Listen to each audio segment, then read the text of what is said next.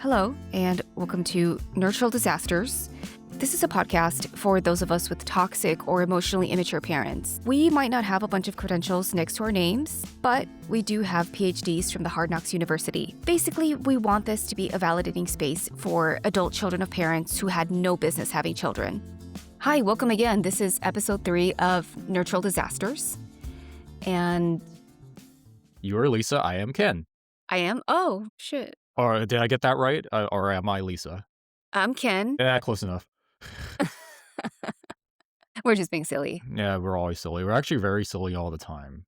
So talking about topics like these kind of make it more spicy, spices up our friendship. Mm-hmm. So we left off last time on episode 2. We didn't really finish talking about the Brooklyn Beckham situation. Well, I want to talk about the siblings and how toxic parents, they create a weird dynamic between siblings. I know, Ken, I've met your sister. Yeah. And she's an interesting person. It's an interesting situation. From my knowledge, my dad kind of uses us as little pawns against each other. That's what I'm seeing as a person that's in the little ecosystem that we have. So it's interesting because my sister used to be an only child. Like, there's a huge gap between me and my sister's ages. So she was like the golden child for quite a while before I showed up. And it just gave competition. The bad part of that is that my dad is extremely controlling. So my sister was not allowed to go out if he needed a babysitter. So my sister was a de facto babysitter for most of her teenage years. That sounded horrible. If you think about it, it's like, oh yeah, you want to go out with your friends as a teenager? Let's go to the mall. It's like, no, you gotta look after your brother. You can't go.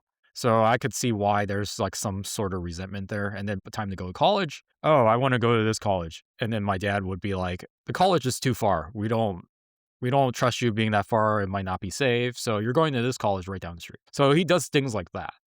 And you, as a kid, or even as like a late teenager, what could you do? Like, your parents have control over everything, especially if they're like a parent that pretty much like usurps control over every aspect of your life. Like, it's very hard for someone to break away from that. I'm thinking in this situation of like the Beckhams, the matriarch of the house pretty much controls everything. I'm thinking how the family is viewed, how the kids are viewed, what the kids are doing, who the kids are friends with. Everything is very calculated. So he probably grew up with a situation where it's like, oh, there's a lot of stuff I can't do. There's a lot of stuff I have to do. So at a certain point, I think it's straining to be put in this system. So I remember he just posted, like, this is, I'm quoting him, "The narrative that my wife controls me is completely backwards. I have been controlled by my parents for most of my life. I grew up with overwhelming anxiety. For the first time in my life since stepping away from my family, that anxiety has disappeared. I wake up every morning grateful for the life I chose and have found peace and relief." What that pretty much tells me, it's that freedom from control. That freedom from control could really give someone like a rebirth on their life and a new perspective on life itself. So what do you think about that, Lisa? When I read that, it resonated so much for me because after I went no contact, I felt like a lot of the stress that I had, and also I felt like I had this weight just came off of me, like a weight lifted off of me, you know? A psychological weight. A psychological weight. I noticed a lot of changes in my body. My skin cleared up because I used to have really bad cystic acne. I remember a few weeks after I went no contact and I was working things out in my mind. I went to go visit some friends and they like, "Lisa, you seem different. Like, you seem lighter." That was the term they said. And I'm like, yes, that's how I feel. It's just lighter. Not dealing with so much toxicity all the fucking time. It was, my nervous system was actually breaking down. Dealing with a toxic person like a narcissist, you're going to create a lot of physical ailments. For me, I have fibroids. I guess that's one of the things. People, especially autoimmune disorders, are very common for people who've dealt with narcissists. I know lupus is one of them, fibromyalgia. If I hadn't gotten no contact, I don't know how my health would have been and how much more it would have deteriorated.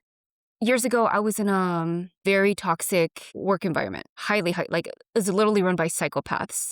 Like, you could diagnose them on the DSM, like, that's how toxic it was. It was screaming and throwing and anyway. So, I remember my acne came back because it was such a stressful environment, and I noticed my body just reacting the same way it was while I was with my toxic family members, and I said, "I need to get out of here."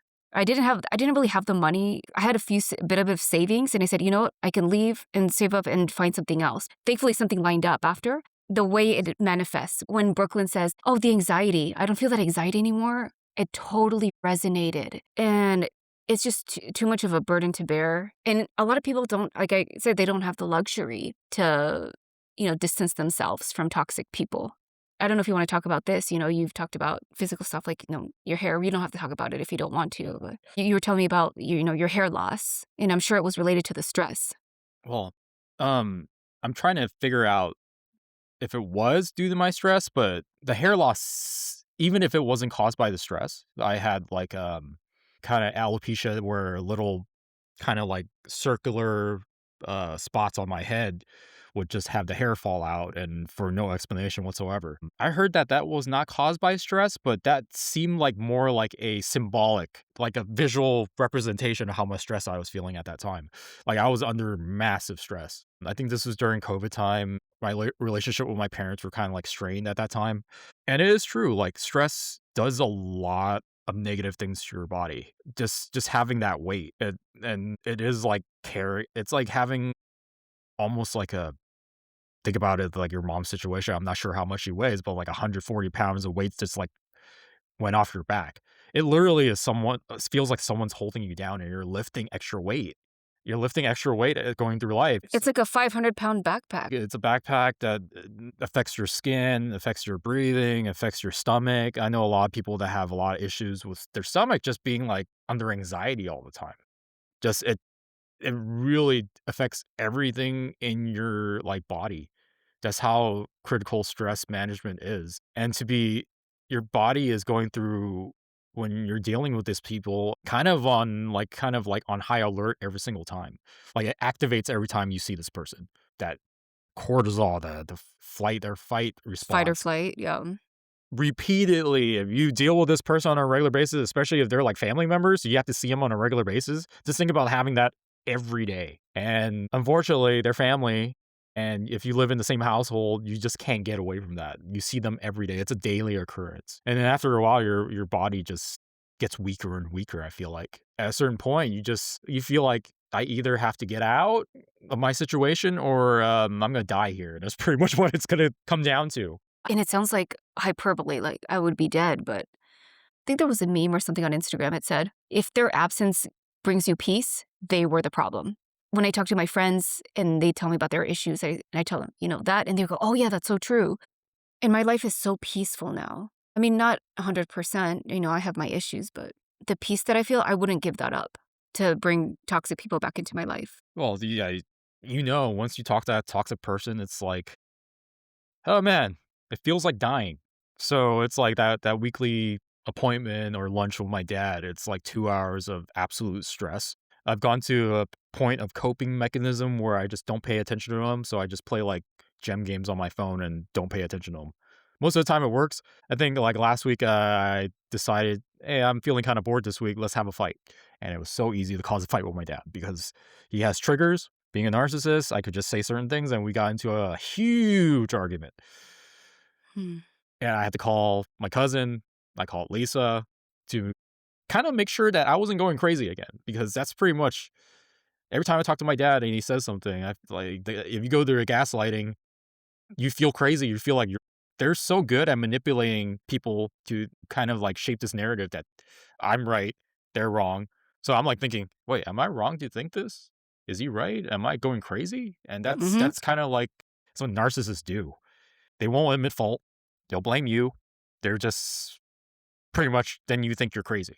So Yeah, I feel the same way when my dad, we don't live in the same state, and I only see him a couple times a year, and every time I'm with him, I'm always cringing because he has meltdowns. Being neurodivergent, his meltdowns are public for the most part. I mean, literally screaming. Like when you talk about like a male Karen, So he has constant misunderstanding, especially with service industry people, and he hates repeating himself. So let's say if a server's taking his order and she can't understand him because he's mumbling or something, he repeats himself, he'll start screaming, and it's so fucking embarrassing. I just cringe and I have to put my hand over his arm to get him to calm down. And he's just fuming. You can almost see like the smoke coming out of his ears, like that level of rage. But I know, and I'm supposed to, it's just, I'm trying so hard to give him grace because he can't help it. The way a toddler screams in a restaurant, they're just screaming because that's their way of communicating. But at the same time, I'm just supposed to put up with it. But if I complain about it, then I'm being ableist. You know what I mean? So I'm in a bad situation. And almost every single time we're out, it's like all these embarrassing things. And I tried to talk to him and we got into a fight last October, last time I saw him. And he's like, well, next time you just order everything. And I'm like, yeah, that's fine. I know your intention wasn't to embarrass me, but intentions don't matter. Like if I run over your foot and I didn't mean to, it's still going to hurt you. Think about it. The fact that I have to even like teach my dad empathy, you know? He's so fucking annoying. And I'm like, you have such a hard time putting yourself in my shoes. And he said, only about that. And then I'm like, you know what? It's just hopeless talking to him.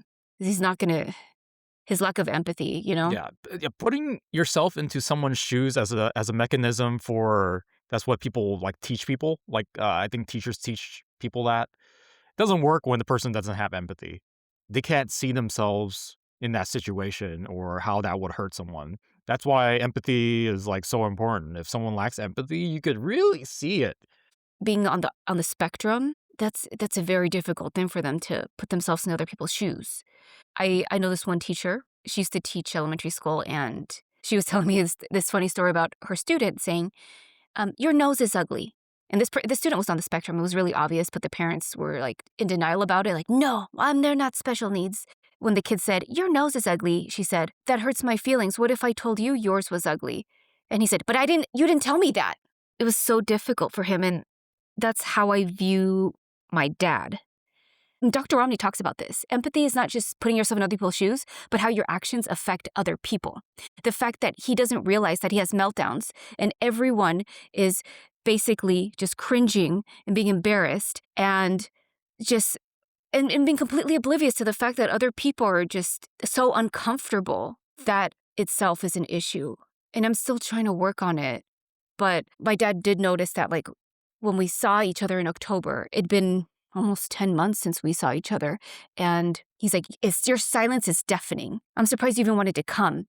And I said, yeah, I was busy, but at the same time, it's just very difficult for me to deal with him. It's like dealing with a special needs child I never wanted. And it's fucked up to say that. And I can say that maybe because I used to be a special ed instructor. I only lasted 6 months. I can't handle it. I can't deal with it. It's just too much for me. It's just been, it's like dealing with a child sometimes because they're so emotionally immature. The social skills of like a 4th grader, if that, you know? It's very frustrating. It's exhausting. Constant misinterpretation. For example, he can't do any kind of small talk, right? Mm-hmm. So if I go to a grocery store in the checkout aisle, like, you know how they ask you, oh, did you find everything okay? Yeah, everything's good, you know? Say, like, how's your day going? And you do like a little small talk, like, oh, the weather. I'm like, oh yeah, weather's so nice right now. I'm so glad. So glad, you know, whatever. And then he'll just accuse me of flirting with the cashier. Any small talk is flirting. No, Yeah. small talk is sometimes just small talk. That's his interpretation because he can't do any small talk. I'm being flirtatious. Like, what the I'm like, no, we're just talking about, he just doesn't get it. Is it the constant misinterpretation? Oh my God. Anyway, Ken, you change the subject. Yeah, unfortunately, I'm not going to change the subject, but it's like, it's very interesting because you always think like, oh yeah, we're adults. They talk about how we're like childless, right? And always think it's like, well, we're dealing with parents that might as well be child. Like our parents have reverted into children and we have to deal with them.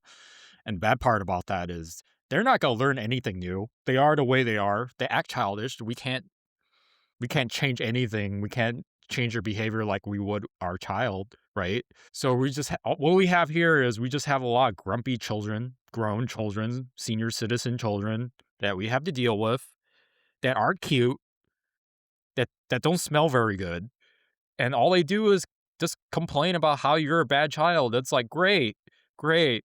Why have kids when we have you? It's like having a freaking geriatric child at that point. It's not fun.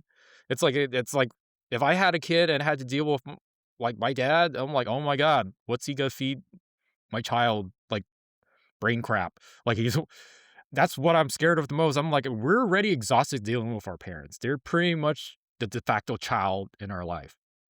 It's awful. Like when you deal with your dad, it's like, oh great, I have to deal with this pensioning child.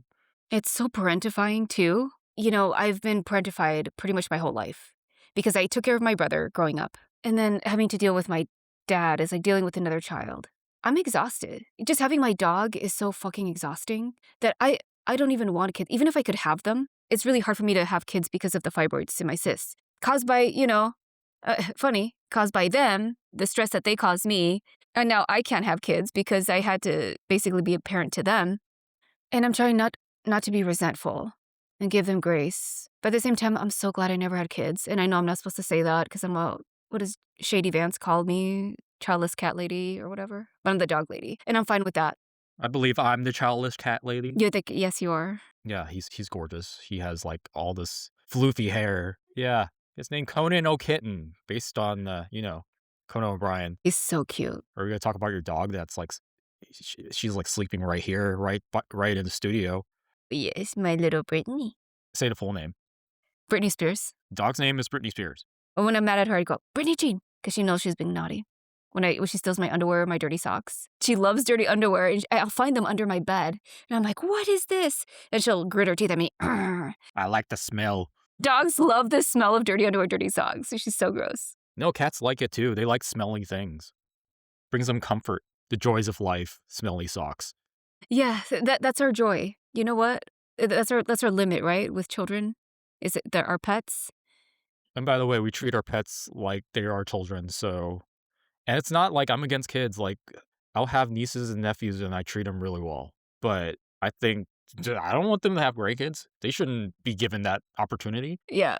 Want to hear something funny? I remember my mom asking me if I wanted kids, and I couldn't even imagine at that point because she was causing me so much stress. I was like, no.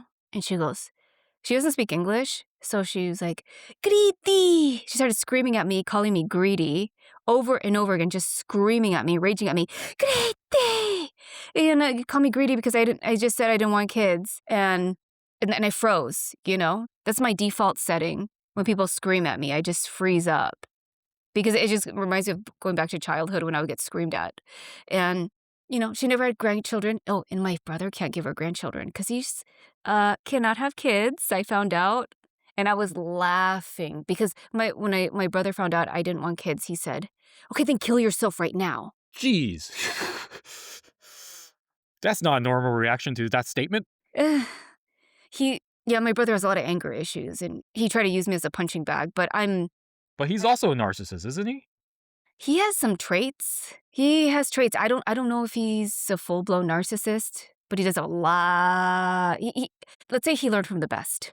So he's not fully narcissist, but he's a full-blown jackass. You don't have to be a narcissist to be a terrible person, and not all narcissists are terrible people. So he's just a terrible person, I guess. Whatever. Is he the golden child? Yes. Golden child. Oh, yeah. Your mom must have not took that well when she found that out. That can't be good. I guess he was trying with his girlfriend at the time. I don't think they're together anymore. He tends to find these girls who are total doormats. He's like an Andrew Tate type of a guy. And I guess he and his girlfriend were trying, and I was like, oh no, I hope they don't have kids. Because he would not be a good parent. The reason why I actually caught contact with him was because he has a job that's very nomadic. He's literally like in one city one day, another day he's working in another city. He has paid a lot of money to just be transient. And he wanted to get a puppy, a husky. And I said, puppies are a lot of work. Yeah. Especially huskies. They demand attention. Lots of attention and a lot of physical activity. He doesn't have a solid residence. I said, they're a lot of work. And then I was trying to explain to him, and he just basically wrote me back, well, my dog's not going to be a little bitch like you. And after that, I didn't even answer. Nothing. I'm done. That's the last time he ever insults me. Did he get that dog, by the way? Yes. From what I heard, yes, but he just basically loaned it off to my mom. Exactly. People that say they want pets and hold no responsibility, they don't hold on to that pet for very long. Right, because he had pet, those turtles that you buy at Chinatown, Yeah. they're illegal. He had them, but he would just, give 'em off to me. Yeah, there's certain people that should not have pets. No, he's definitely not one of them, and he would not be a good parent because he's very inconsiderate. Well, people that have no empathy towards, like, tinier life and stuff like that, babies, small animals, they should not have that opportunity to have either of those. Hell no. That literally is like a serial killer mentality right there. You should not have that person should not have a dog or a cat or even a human being in their possession because they're just gonna be like, "Oh, they like the thought of it," and then they figure out, "Oh, it's not easy." Yeah, it's more of an accessory or something. You could buy one of those robot cats or dogs. Just have that. When they die, you just send it back to the factory. Yeah, don't mess with. If you could tell here we're like animal lovers. We treat them like children, and we have like younger people in our lives that are like nieces and nephews and stuff like that, or like friends that have kids, and we treat them with the utmost like care and love. And we're lucky to have like a bunch of people in our lives where they're kind of treating their kids pretty okay. So hopefully they're not gonna be doing a podcast like this in, like, 10 years. "I need to tell you an exposé about so and so. My mom was a piece of shit." Yeah, it's interesting you say that because my therapist said, "You seem really attuned to your dog." And that really warmed my heart because my parents were never really attuned to me, and I treat my dog like a queen. Yeah, she had more toys than I ever had. She gets a lot of attention, and that was really nice for me to hear. And he said, "Oh, you remind me of my wife. She just adores her dog and blah blah blah." And I thought that felt really nice to hear that. Because, I'm not sure if you ever noticed the narcissists with their small child and how misattuned they or there's not want to say misattuned. I'll say a lack of attunement with the child. I don't know if you've ever noticed a narcissist with their small child and how there's a lack of attunement. I have this one story about when I used to work at this one office. I had a coworker who I think was a grandiose narcissist. He brought his toddler in, this really cute kid. He had these beautiful blue eyes, so chubby, little blonde hair, and so all the ladies in the office were just swooning over this kid, right? He had his own office where we just had cubicles. And he put the kid on the ground while he was working on his desk. And people were coming in and just doting on him. And I could tell the kid was just on the ground, like wanting to be held. But the dad was completely in his own world, headphones on, probably listening to music. And everyone was like doting on him. And I could tell like he really wanted that affection. And I held him and my other coworker held him. And the other coworker said, we could basically kidnap this kid and he would have no idea. We literally take him out. Like he was just in his own world. And when I started studying more about narcissism, I thought, oh, I could see why he became a narcissist because his parents probably were the same way. The lack of attunement. That's what Dr. Romney says. And he's the only child I know who said that they liked being an only child. And I was like, what? Because usually everyone I meet, they're like, I hated it. It was so lonely. But he came from a very wealthy family. He probably got doted on financially, material wise, but there was like that emotional neglect. And I could see that's why he became a narcissist. And I'm hoping that with his wife, she was very sweet. She would have that attunement with the child, so the kid wouldn't turn out like him. I don't know if you've noticed, if you've had that kind of I've noticed people. I'm not sure. I've never heard it called that, but I have seen people where one parent would just be like, "I'm just there. I'm just a parent. I just do everything financially, make sure the kid is safe," and it's like the bare minimum parent. And then the other one might take over and give it all the emotional support. Yeah, I always in situations like that, I always worry that, hey, your kid really needs that emotional like capital in order to become like a well-functioning adult. Like the more emotional capital you put into the kid, kind of like you sent me that clip, right? About like if you're a parent and you want your kid to take care of you when you're like a elderly person, the emotional capital you put in the kid will be like cashed out at like eventually, right? The more emotional capital you put into your kid, the more you're gonna get out of that relationship when you become old and the kid becomes the caretaker or that kind of dynamic changes. absolutely. I just found it. The way you treat your parents usually reflects on how they treated you as a kid when you were younger. It's so true. 'Cause it's like, if you treat your kid in very, like, you give them good emotional, like, capital, you could create moments for them that are things they could live with, like, good moments in their life. I really think that that helps your relationship when you get older. It really does. When you're both adults, I feel like that person, your kid, will look back to that and be like, "Yeah, I got this, I have to." And it's not gonna be out of place where it's like they have to. It's they're gonna want to. Yes, exactly. Have to is a cultural construct, expectation. Do you want your children to tolerate you? No, you want them to wanna be with you. I saw an interview years ago with it was Ice Cube, the rapper, and he said, "You gotta treat your kids well because they're gonna take care of you when you're old." But again, there are a lot of people who, they're stuck in these old folks' homes Mhm. and their kids never visit them. There's a reason for that. It's like that trope, right? You always have it's like, "Oh, so and so's kid never visits them." That trope in, like, fiction, like, you're watching it on TV or a movie like that, it was like that person doesn't have anybody, and it never explains how their relationship with their kids are, right? It's just assumed that their kids are, like, pieces of shit that never visits their parents. It's like I feel like recently they like, "Oh, yeah, it's probably because that person is a piece of shit to their kids when they were growing up." That was the Oprah thing, where there was the hospice nurse, Mhm. and the parents are all alone. And then they asked the nurse, "Oh, can you call my kid and let them know that I'm about to die?" And she was really insightful. When I was listening to her, like, wow, she's really wise. And then I found out later that she was no contact with her dad. And I thought, oh, no wonder she gets it. Yeah. Unless you've lived it, you're not going to get it. You live it, you get it. Yeah. She said it sounded very manipulative when they would say, "Tell my kid that I'm dying." Even to their deathbed, they're still trying to manipulate their children. Yeah, because they know that if the words they use is like, "I'm dying, this is the last time, so and so." Because the normal stuff doesn't work anymore, right? It's like, "I wanna see you. You wanna just come by? I'm not feeling very well. Just wanna see you. Be be good for me." Usually, a well-adjusted adult from their childhood that has, like, a bunch of emotional capital from their parents, they're gonna try to make it work. I know a bunch of people that have this is why it makes me kinda sad sometimes. I see, some of my friends, especially, like, on social media, I know it's social media, but they do post about their parents, and they have good relationships with their parents where it's always like, "Oh my gosh, I wish I had that." Hmm. Like, people wish that was like, "Oh, that person has a nice sports car." I'm like, I'm jealous. I'm like, "I'm jealous with my friends that have a good relationship with their parents." Like, I saw one recently where my friend bought her mom, like, a big screen TV, and the mom was so happy. It just like, "This is so fun." And then there's other things where they're, like, cooking together and they're playing with the grandkids. I'm like, "I don't have that. I don't have that." And I was like sometimes I was like, "I feel lonely." Hmm. But then I realized all my close friends kinda have issues with their parents. So, oh, yeah.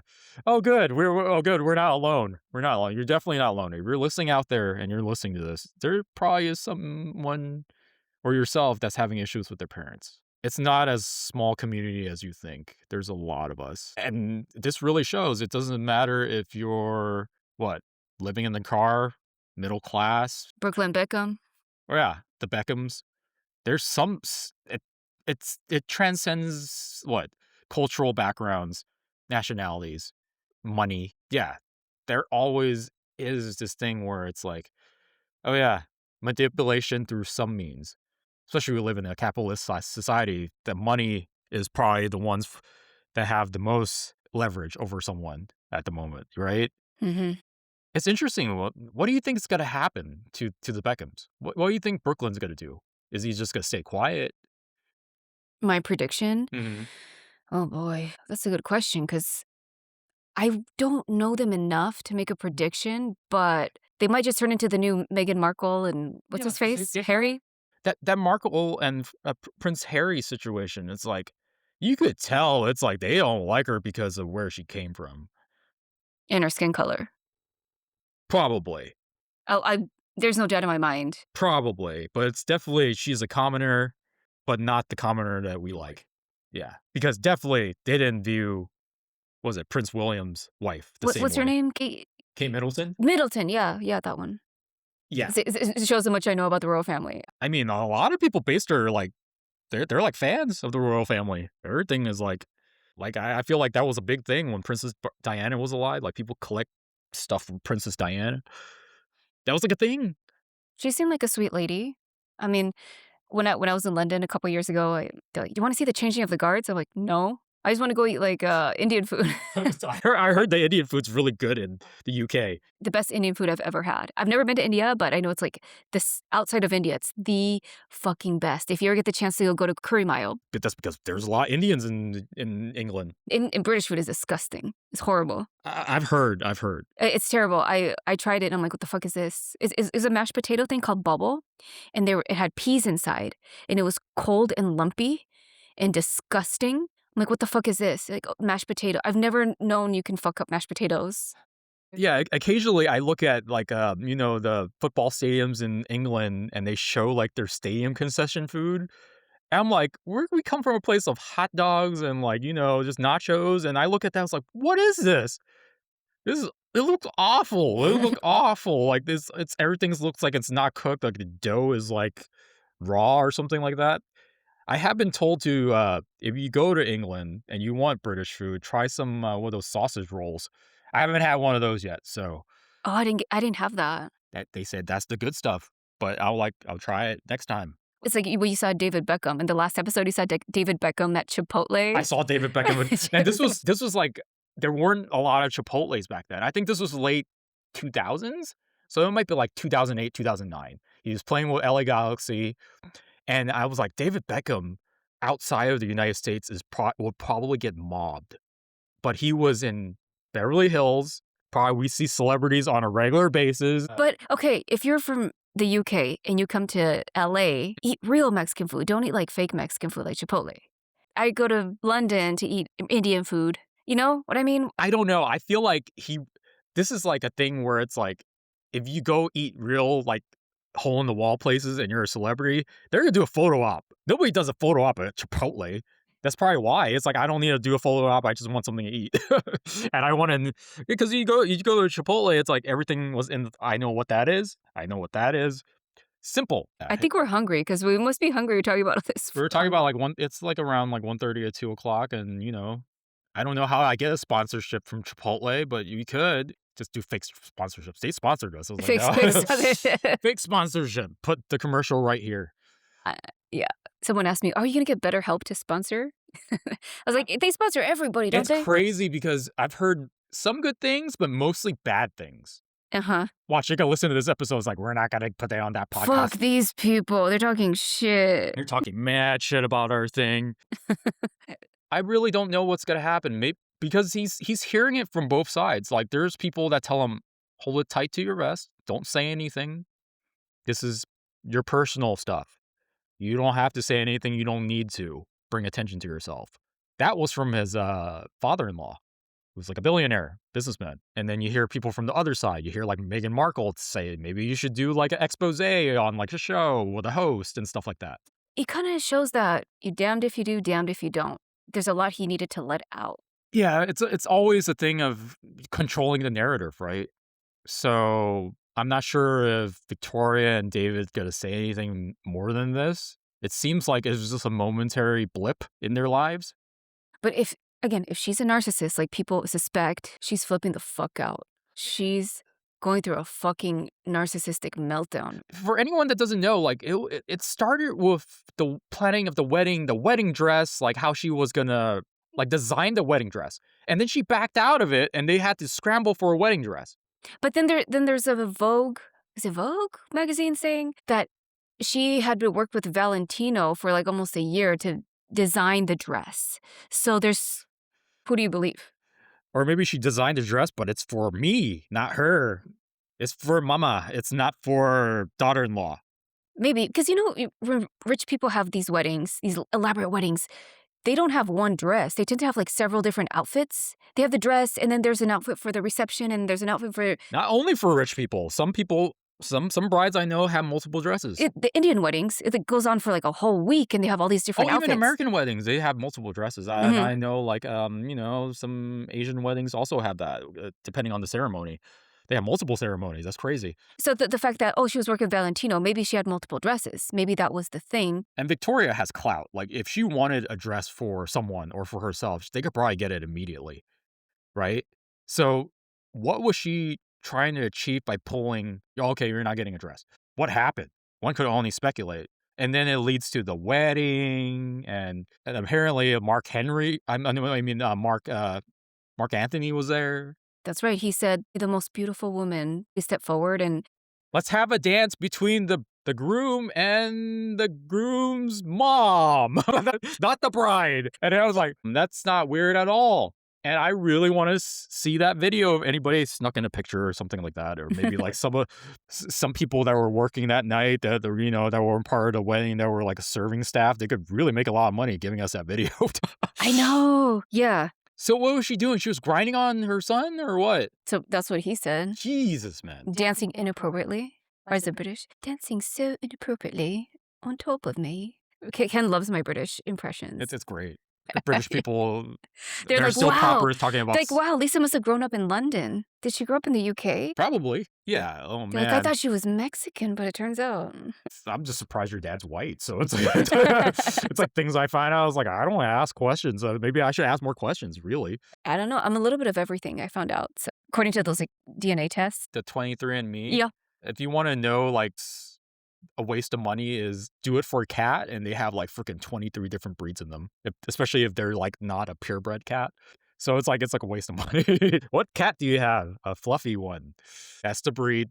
But yeah, it's like that Beckham thing is I think eventually it'll come to, like, a nice, exposé couple years down the road, and then we'll know everything, but it surely is, like, a telltale sign of, "Oh, man, Victoria might be, she might not be very, I wanna say normal." Like, there's a lot of something wrong with her.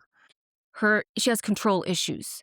Someone with eating disorders, they're trying to control something.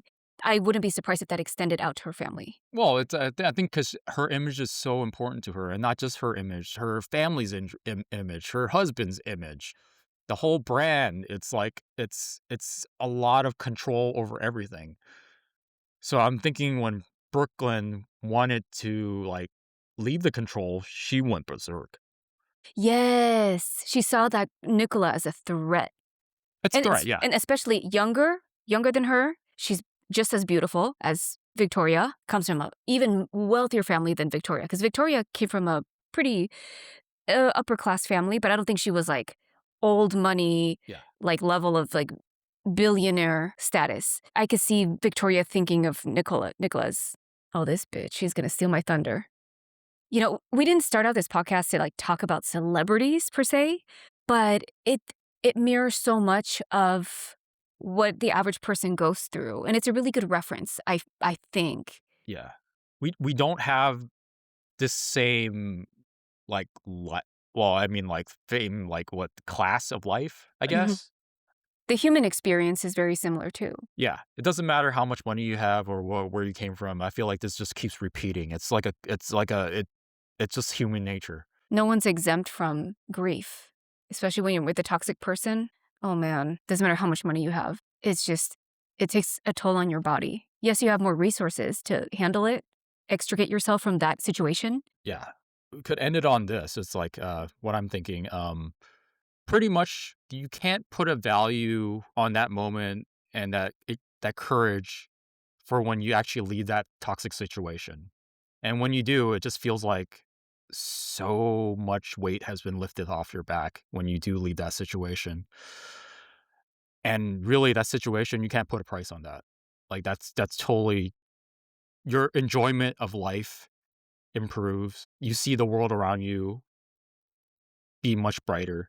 And the thing is, there comes a point where even if you're being threatened to be like cut off financially from the family, all that stuff is kind of not worth your sanity and your kind of like your appreciation of life. Like I'm pretty sure there's someone that has all the money in the world that's being totally controlled by their family. And then the person that has probably nothing, that has total agency on his life, his or her life, that's the person that's probably getting more out of life than anybody else. And that happiness just comes from just being in control of everything and no longer being manipulated. Yes, very well said, Ken. Yeah. Well, on that note, thank you guys for listening. This is the end of episode 3. Please come back soon for our next episode. Yeah. This Get the word is out there. Get the word out there. Tell your friends about this. All right, this is Nurtural Disasters, and till next time, bye guys. Bye.